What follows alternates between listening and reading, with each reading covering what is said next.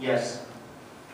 Mr. Chair, this is Ms. Drummond speaking. I would like to move to add an agenda item to allow audience participation after the report and for debate and discussion and vote by the Assembly. Second.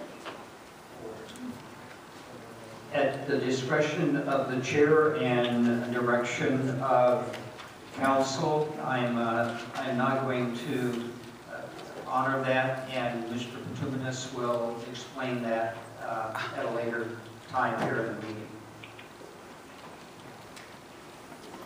Mr. Hall, how can you shut out the citizens of this city? How can you sit there and say that you're not going to allow us to testify and give our opinions about how this election is going to be run? We're going to have order. How dare you? We're going to have order you in are to this shut up meeting. the citizens of your city that you've been elected to represent, and you're going to shut us out? Security. I'm not going anywhere. I want to have my opinion. I move to change the order of the I day. am testifying. I am testifying right I'm now. moving to change the order of day. I'd like to have 4A2 come before 4A1. This is wrong. This is an absolute travesty. Mr. Chairman. It's undermining the entire democracy by not allowing us to speak.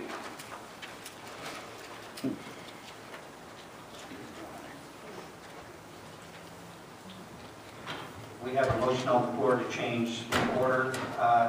We have consensus. Seeing and hearing, thank you. I want to begin. This is a special meeting of the Assembly. It's special because we are here on a beautiful Thursday evening instead of a Tuesday evening under our regular meeting schedule meant. Our single topic this evening is confirmation of April 3rd municipal election. This is a topic of immense public concern here in Anchorage and elsewhere.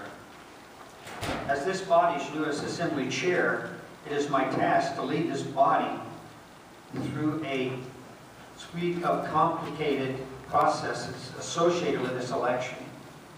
Some of these processes we have taken for granted or have not been recent occasion to think deeply about or put to use. With our constituents, voters, election workers, clerk's office, formal advisors, and informal advisors such as Jeff Midland with the ACLU, we have been reminded how vitally important and fundamentally vital it is for this body, the Assembly, to assure our election structure is adequate to meet the needs of our community, to ensure the needs of our community are known and correctly anticipated, to make sure training and resources are available. Contingency planning is understood, undertaken, supervised, so the contingencies are reasonably met, and there is a recovery plan. It is going to take time to complete everything that we need to take care of. Each of us, as well as the community is getting an education. The April 3rd election has shaken our community in ways that I haven't seen before. And I've been an active member of this community for 50+ years. I know it's hard for the public to understand why we don't immediately do this or that. Some of us have the same questions. Title 28 is our election code. It's a process guide. It is grounded in state law, federal law, and court decision. In our eagerness to make amends, to immediately fix the problems, to respond to public outrage, disappointment, and concern, to advance solutions. In our eagerness to do all of these things, as of yesterday, we cannot abandon our process. We must not lose sight of our duty to follow the law.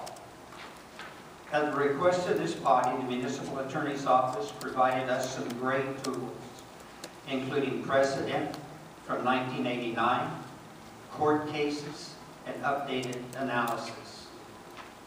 At my request, Tim Tuminas is here tonight from the Anchorage law firm of Birch, Horton, Bittner, and Sherrow as independent counsel to the Assembly. Last week, I asked if he could assist us tonight. In addition to being here this evening, Tim was able to prepare and deliver a written report to the municipal clerk before noon today. All of you up here with me were sent copies of the report. For the public, it is posted on the municipal website, and it has been available to the media.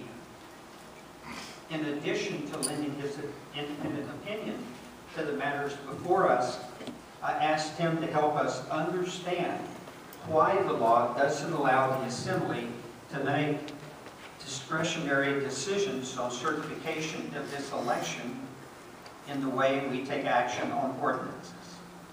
Tim is a member of the American Law Institute, a nationally recognized organization of legal scholars, attorneys, and judges who think and write about laws and public policy. So before we hear from the Election Commission and entertain discussion among ourselves, I want to hear from Tim. Tim will come forward. Tim, will you come forward to the podium? Formally introduce yourself for the clerk's record by stating your name and spelling your last name, and